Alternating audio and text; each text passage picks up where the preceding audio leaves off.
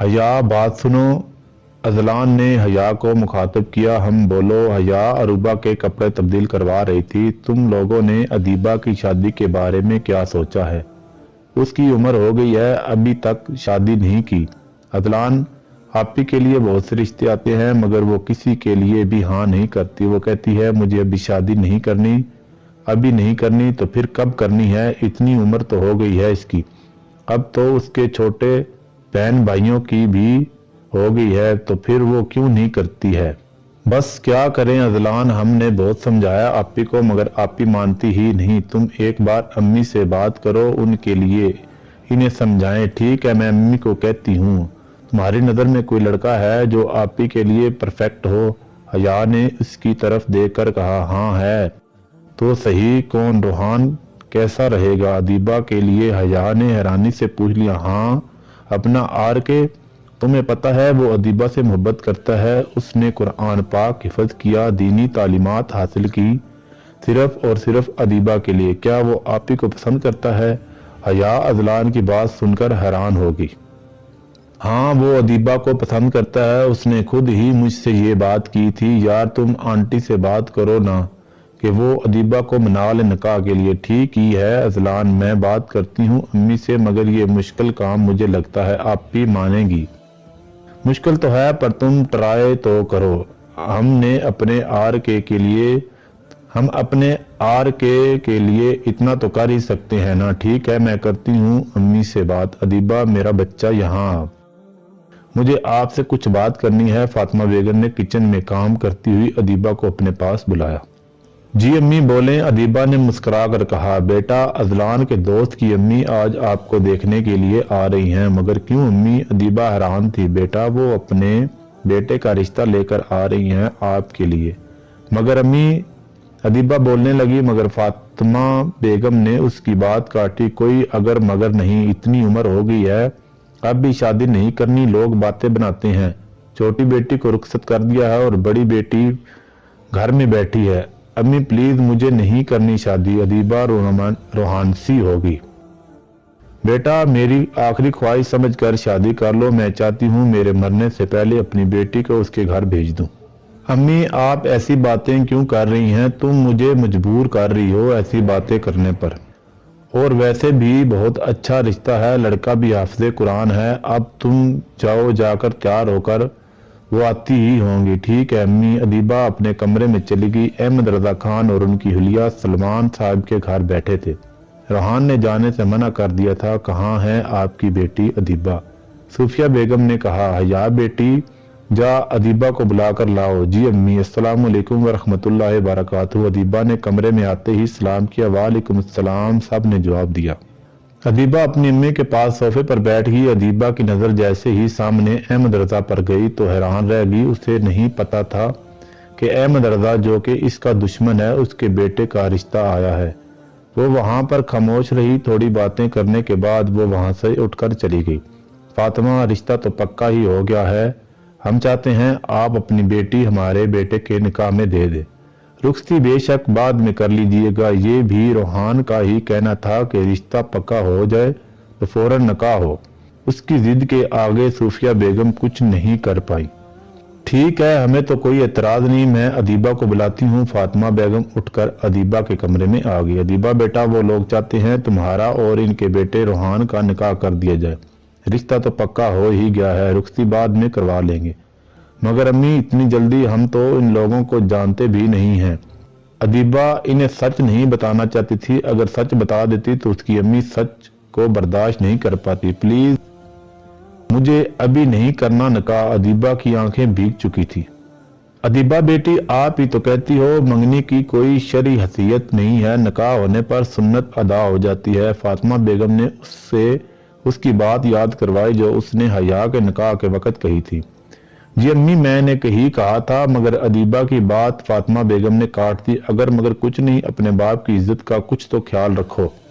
मैंने उनको कह कर आई हूँ कि आप अपने बेटे को बुला ले। मैं अदीबा को लाती हूँ, वो क्या सोचेंगी। इतने में सुबिया बेगम भी कमरे में आ गई। क्या हुआ है अदीबा बेटा, अभी तक आई नहीं?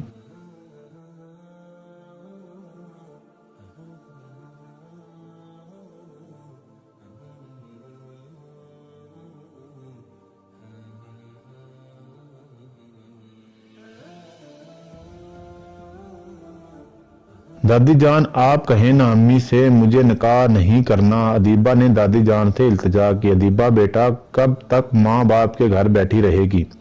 लड़कियों को तो एक दिन रुखसत होकर जाना पड़ता है, मगर दादी जान ये पता नहीं कैसे लोग हैं, हम तो जानते भी नहीं हैं।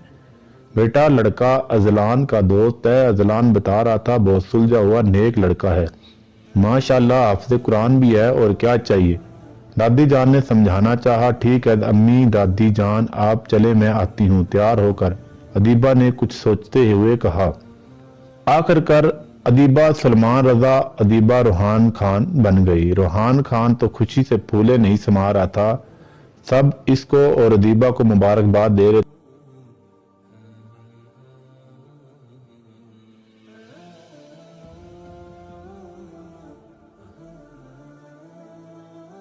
थे। अदीबा, हया, फातिमा बेगम, सूफिया बेगम और दादी जान लॉन्च में थी और बाकी के मर्द हजरात ड्राइंग रूम में थे। रूहान ने अभी तक अदीबा को नहीं देखा था। अदीबा के सर में दर्द हो रहा था, इसलिए वो अपने कमरे में आ गई। उसने पेन किलर ली और सो गई। कुछ देर बाद रूहान अदीबा के रूम में आया, दरवाज़ा बंद करके अदीबा के सरहाने बैठ गया और यकटक अदीबा के चेहरे को देख रहा था। कितनी पाकी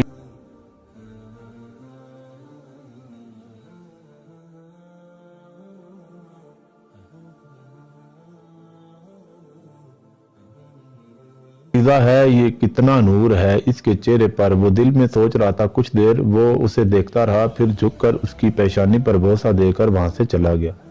अदीबा की आंख खुली तो रात के 2 बज रहे थे। वो उठी और वजू करके तहज्जुद की नमाज पढ़ने लगी। नमाज पढ़कर दुआ मांगने के लिए हाथ उठा।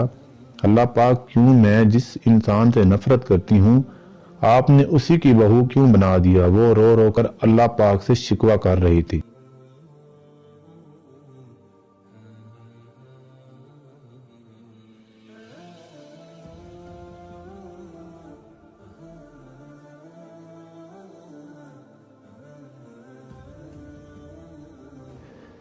आपके हर फैसले में कोई न कोई मसलिहत होती है। आपने यकीनन मेरे लिए कोई भलाई ही रखी होगी।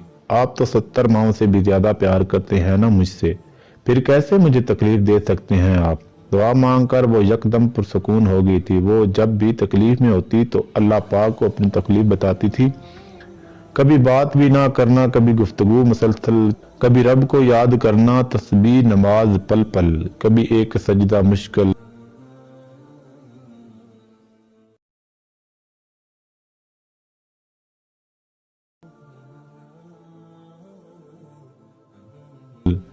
एक माह बाद उस एक महीने में रूहान ने अपने बाप का सारा बिजनेस अच्छे से हैंडल कर लिया था। आज उसका अदीबा से मिलने का बहुत दिल कर रहा था, तो वो ऑफिस से जल्दी काम समेटकर सलमान रजा के घर पहुंच गया।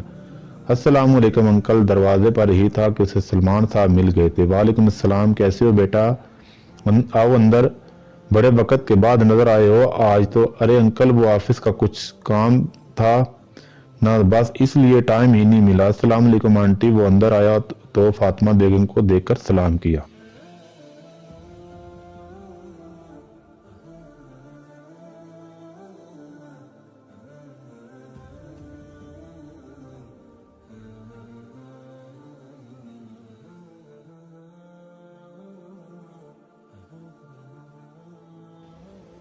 वालेकुम अस्सलाम बेटा, कैसे हो? उन्होंने उसके सर पर हाथ फेरते हुए कहा। अल्लाह का शुक्र है आंटी, मैं बिल्कुल ठीक हूँ, आपकी तबीयत कैसी है? रूहान ने मुस्कुराते हुए कहा। बस अल्लाह का करम है बेटा। बेटा बैठो, उन्होंने रूहान को बैठने का कहा। नहीं आंटी, मुझे लेट हो रहा है, मैं फिर किसी टाइम। वो तो मैं गुजर रहा था यहाँ से तो सोचा आप लोगों से हाल हवाल पूछ लूँ। अच्छा अपनी बीवी से तो मिल लो, वो ऊपर अपने कमरे में है। ठीक है आंटी। रूहान ने अदीबा का रूम नॉक किया। अंदर से कोई आवाज नहीं आई तो वो दरवाजा खोलकर अंदर चला